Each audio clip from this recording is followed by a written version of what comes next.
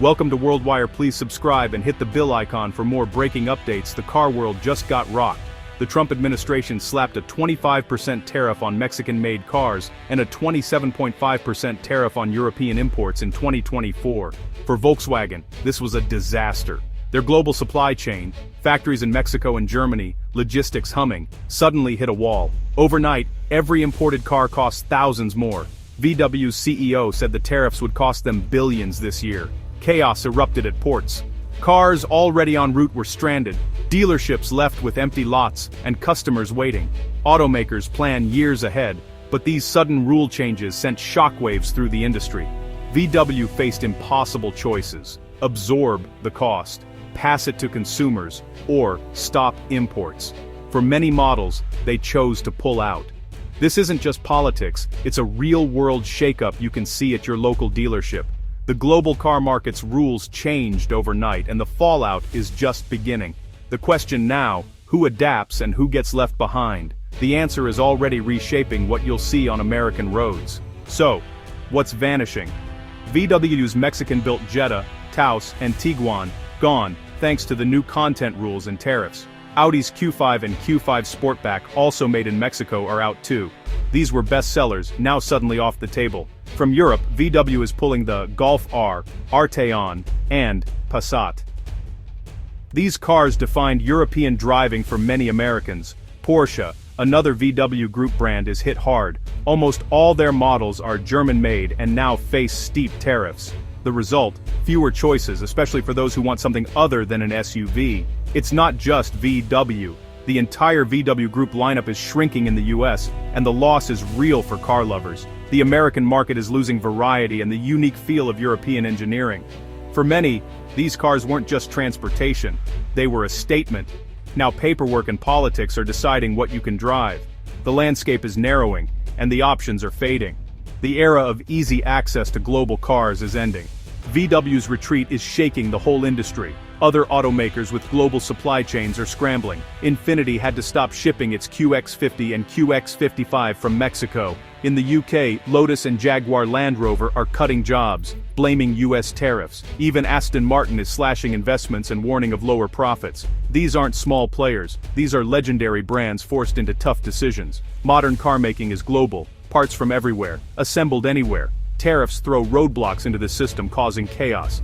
BMW and Mercedes with US factories still import many models. Now they're under pressure to build even more in America. Mercedes may add new models to its Alabama plant, but that takes years and billions. The policy is working. Companies are investing in the US, but the transition is slow and costly.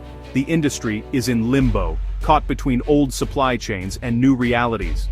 Everyone's watching, waiting, and bracing for what's next. The ripple effects are just beginning to spread. What does this mean for you? Simple. Cars are getting more expensive.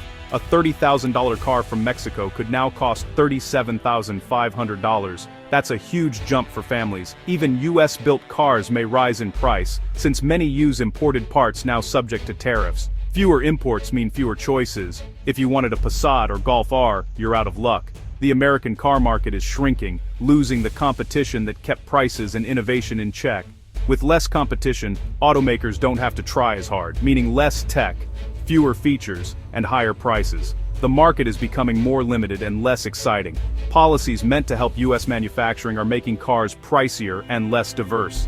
The unintended consequences are hitting your wallet and your options. The days of a global car buffet are over. Now, you'll pay more for less.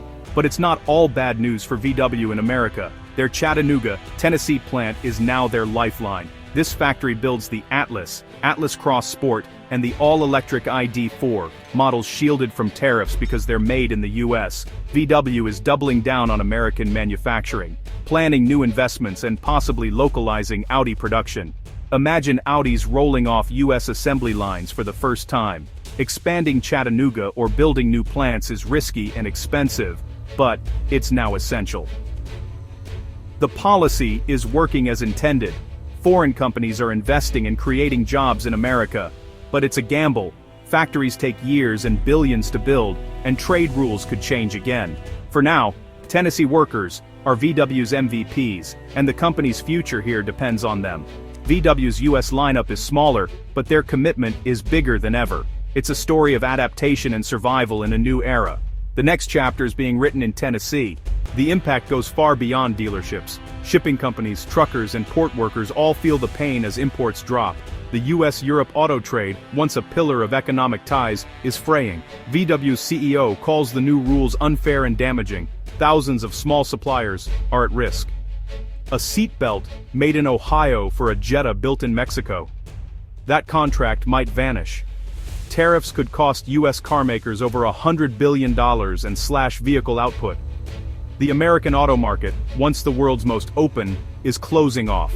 The goal: bring jobs and investment home. The cost: less choice, higher prices, and a more insulated market.